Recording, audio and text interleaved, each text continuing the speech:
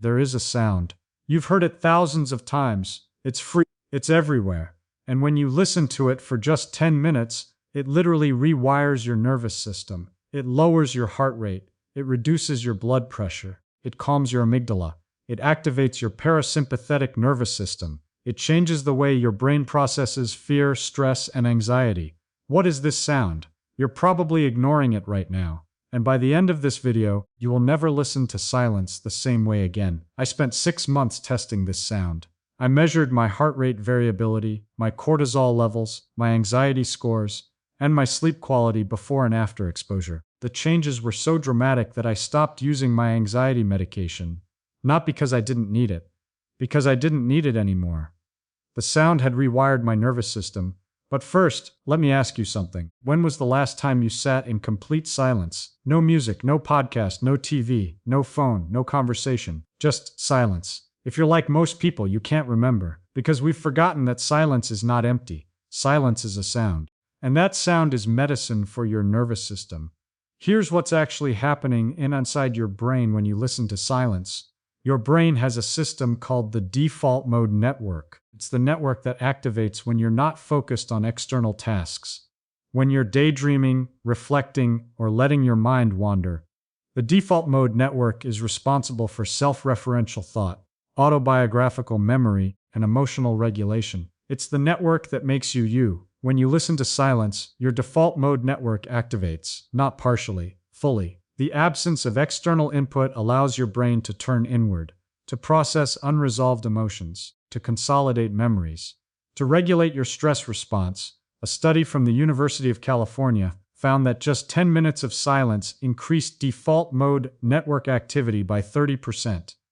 The participants didn't meditate. They didn't practice mindfulness. They just sat in silence. Their brains did the rest. Now let me tell you about the connection between silence and cortisol. Cortisol is your body's primary stress hormone. Chronically elevated cortisol is linked to anxiety, depression, weight gain, immune suppression, and accelerated aging. Noise raises cortisol. Silence lowers it. A study from the University of Pennsylvania found that participants who were exposed to 2 hours of silence per day had significantly lower cortisol levels than participants who were exposed to normal ambient noise. The silence group also reported lower anxiety, better mood, and improved sleep. I tested this on myself. For 1 week, I listened to 10 minutes of silence every day. I measured my cortisol levels using a saliva test. My cortisol dropped by 25%.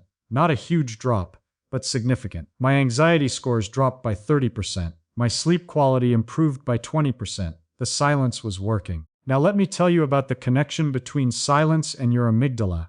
Your amygdala is the fear center of your brain. It's responsible for detecting threats and triggering your fight or flight response. When your amygdala is overactive, you feel anxious, on edge, and reactive. Noise activates your amygdala. Even noise you don't consciously notice. The hum of traffic, the drone of an air conditioner, the murmur of conversation. Your amygdala is constantly scanning for threats. And noise is a potential threat. Silence calms your amygdala. When you sit in silence, your amygdala receives no new threat signals. It relaxes. It stops scanning. It stops triggering your stress response. A study from the University of California found that participants who listened to 10 minutes of silence had significantly lower amygdala activity than participants who listened to relaxing music. The silence group's amygdalae were calmer. Their stress responses were lower. Their anxiety was reduced. I noticed this in my own life. When I was constantly exposed to noise, I felt a low-grade hum of anxiety. Nothing specific.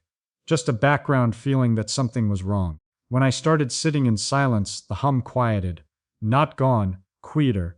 My amygdala had stopped scanning for threats. Now let me tell you about the connection between silence and heart rate variability. Heart rate variability is a measure of your nervous system's flexibility. High heart rate variability means your parasympathetic nervous system, the brake pedal, is working. Low heart rate variability means your sympathetic nervous system, the accelerator, is stuck. Noise lowers heart rate variability. It keeps your sympathetic nervous system activated. Your heart is constantly being told to speed up, to prepare for threat, to get ready for action. This is exhausting, not just mentally. Physiologically, silence increases heart rate variability. It activates your parasympathetic nervous system. Your heart slows, your breathing deepens. Your body shifts from survival mode to restoration mode. A study from the University of Oxford found that participants who listened to 10 minutes of silence had significantly higher heart rate variability than participants who listened to white noise or relaxing music. The silence group's nervous systems were more flexible, more resilient, more capable of responding to stress without being overwhelmed. I experienced this too. When I was constantly exposed to noise, my heart rate was elevated, my breathing was shallow, my body felt tense. When I started sitting in silence, my heart rate dropped, my breathing deepened, my body relaxed. The change was not subtle. Now let me tell you about the connection between silence and brain waves. Your brain produces different types of waves depending on your state of consciousness. Beta waves are associated with active thinking, problem solving, and anxiety. Alpha waves are associated with relaxed alertness, calm focus, and creativity. Theta waves are associated with deep relaxation, meditation, and sleep. Noise keeps your brain in beta. High beta, the anxious beta, the stress beta, the brain that is constantly scanning for threats, processing information, and responding to stimuli. Silence shifts your brain into alpha and theta. Within minutes of sitting in silence, your brain waves slow down. Alpha waves increase. Theta waves appear. Your brain enters a state of relaxed alertness, calm, focused, creative, open. A study from the University of Chicago found that participants who listened to 10 minutes of silence had significantly higher alpha and theta wave activity than participants who listened to music. The silence group's brains were more relaxed, more creative, more receptive. I started using silence before creative work. Instead of listening to music or podcasts, I would sit in silence for 10 minutes. My ideas flowed more easily, my writing was better, my problem solving was sharper. The silence had primed my brain for creativity. Now let me tell you about the 5 most common mistakes people make when trying to use silence. Mistake number 1. Thinking silence is boring. Silence is not boring. Silence is a sound. It's the sound of your own nervous system settling. It's the sound of your brain process. It's the sound of your body healing. Boredom is a sign that your brain is addicted to stimulation. Push through. Mistake number 2. Filling silence with distraction. The moment you feel uncomfortable, you reach for your phone. You turn on music. You call a friend. You fill the silence. This is a mistake. The discomfort is the withdrawal. Your brain is addicted to noise. Let it withdraw. Mistake number 3. Expecting immediate results. The first few times you sit in silence, you will feel restless. Your brain will scream "Zmysation." This is normal. This is your brain detoxing. Stick with it. By day 10, the restlessness will decrease. By day 30, you will crave the silence. Mistake number 4. Not doing it consistently. Silence is like exercise. One session doesn't change your nervous system. You need consistency. Every day, 10 minutes. That's the minimum effective dose. Mistake number 5. Not protecting your silence. Your phone, your notifications, your open office plan, your TV. All of these are noise. You need to protect your silence. Turn off notifications. Close your door. Use noise-canceling headphones. Create a silent space. Now let me tell you about the connection between silence and sleep. Your brain needs silence to transition from wakefulness to sleep. Noise, even low-level noise, keeps your brain in a state of alert. You take longer to fall asleep. You spend less time in deep sleep. You wake up more during the night. A study from the University of Pennsylvania found that participants who were exposed to noise during sleep had significantly less deep sleep and REM sleep than participants who slept in silence. The noise group also reported more daytime fatigue, worse cognitive performance, and higher anxiety. I started sleeping in silence. No white noise, no fan, no music, just silence. My sleep quality improved immediately. I fell asleep faster. I slept more deeply. I woke up less groggy. Now let me tell you about the connection between silence and tinnitus. Tinnitus is the perception of sound when no external sound is present. It's often described as ringing in the ears. It affects millions of people, and it's made worse by noise. When you're constantly exposed to noise, your brain compensates by turning up the volume on your auditory system. You become more sensitive to sound. You may even start hearing sounds that aren't there. This is tinnitus. Silence is the treatment. A study from the University of Texas found that participants with tinnitus who practiced silence exposure for 30 minutes per day had significant reductions in tinnitus severity after 4 weeks. The silence allowed their auditory systems to recalibrate. The ringing decreased.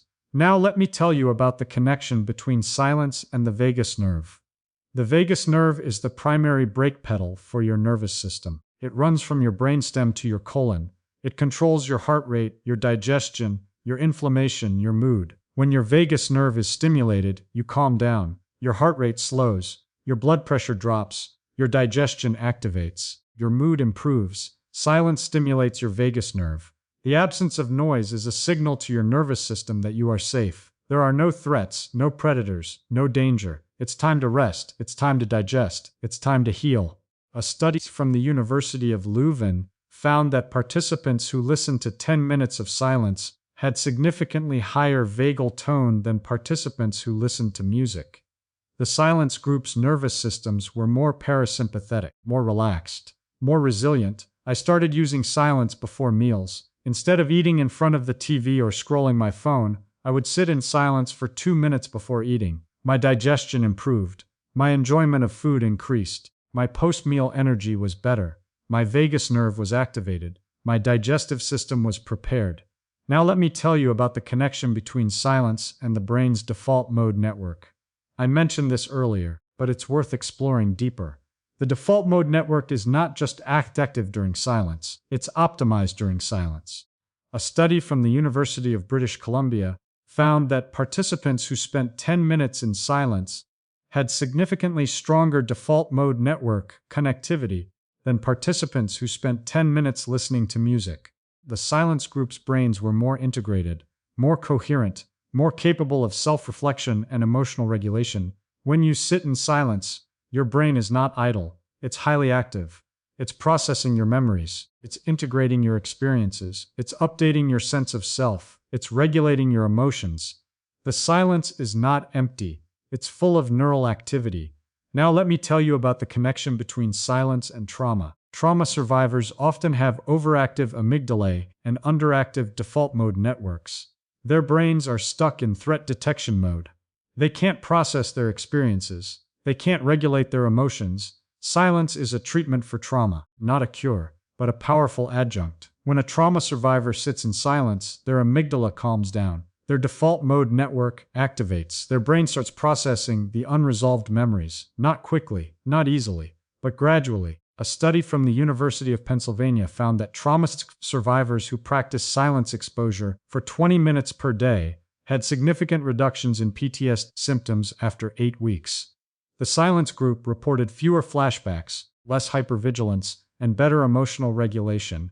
Now let me give you a practical protocol for incorporating silence into your day. Step 1. Start with 5 minutes. Not 10, not 20, 5 minutes. Set a timer. Sit in a comfortable chair. Close your eyes. Do nothing. Just sit. When the timer goes off, open your eyes. That's it. Step 2. Increase to 10 minutes after a week. Your brain will have adapted.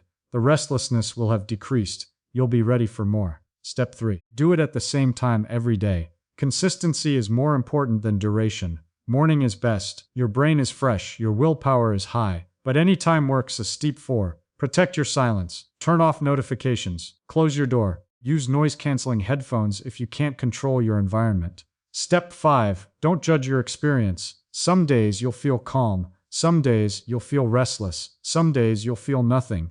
All of it is fine. All of it is working. Step 6. Use silence before stressful events, before a difficult conversation, before a presentation, before a doctor's appointment. Sit in silence for 2 minutes. Your nervous system will settle. You will be more present, more capable. Step 7. Use silence after stressful events. After an argument, after a bad meeting, after a long day. Sit in silence for 5 minutes. Let your nervous system reset. Don't ruminate, don't replay. Just sit. The silence will process the stress for you. Let me quickly recap the 5 key benefits of silence, the 5 mistakes to avoid, and the 7 steps to practice benefits. Activates default mode network, lowers cortisol, calms amygdala, increases heart rate variability, shifts brain waves to alpha theta. Mistakes: thinking silence is boring, filling silence with distraction, expecting immediate results, inconsistent practice, not protecting your silence. Steps: start with 5 minutes, increase to 10, same time daily, protect your silence, don't judge, Use before stress, use after stress. If this video changed how you see silence, hit like so Winds of Thought can bring you more science of the body and mind you inhabit, and comment below. When was the last time you sat in complete silence? What did you notice? Share your experience.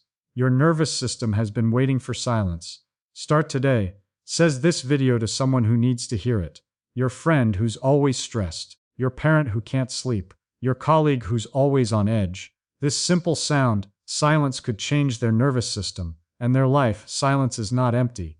It is medicine. Your nervous system has been waiting. Start today.